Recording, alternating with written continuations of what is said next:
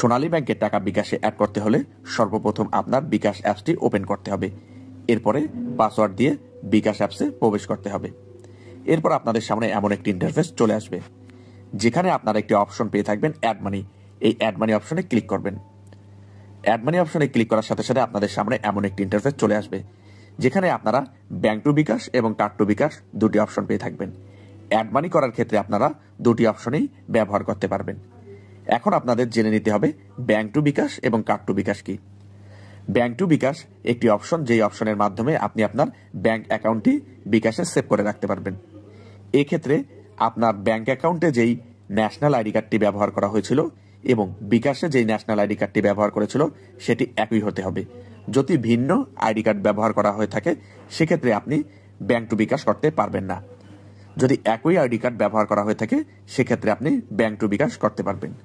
Bank to বিকাশ করতে হলে আপনাকে ব্যাংক টু বিকাশে ক্লিক করতে হবে। এরপরে ব্যাংক অ্যাকাউন্ট অপশনে ক্লিক করতে হবে।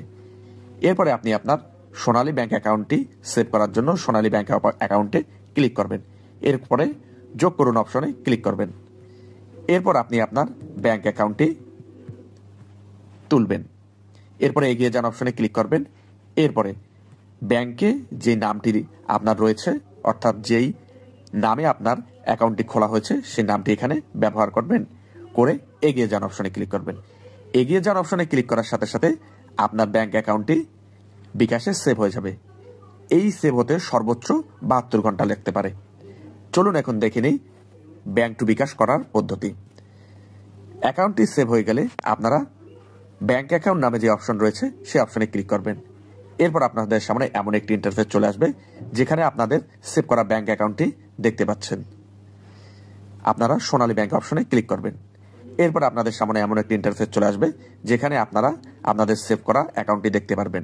এই সেভ করা অ্যাকাউন্টে ক্লিক করবেন। এরপরে আপনারা এগিয়ে যান অপশনে ক্লিক করবেন। এরপরে আপনারা বিকাশে যত টাকা অ্যাড করতে যাচ্ছেন সেই টাকার পরিমাণ এখানে তুলবেন। এখানে ন্যূনতম আপনারা 50 টাকা পর্যন্ত অ্যাড করতে পারবেন। এরপরে এগিয়ে যান অপশনে ক্লিক করবেন। এরপর আপনাদের সামনে এমন একটি ইন্টারফেস চলে আসবে, যেখানে আপনারা নিচে নিশ্চিত করুন নামে অপশনটি পেয়ে থাকবেন। এই অপশনে ক্লিক করবেন।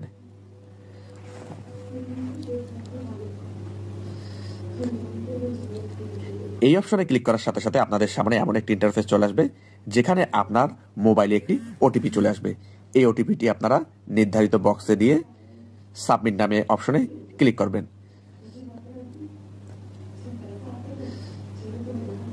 সাবমিট নামে অপশনে ক্লিক করার সাথে সাথে আপনার ব্যাংক অ্যাকাউন্ট থেকে বিকাশে নির্ধারিত পরিমাণ টাকা অ্যাড হয়ে যাবে।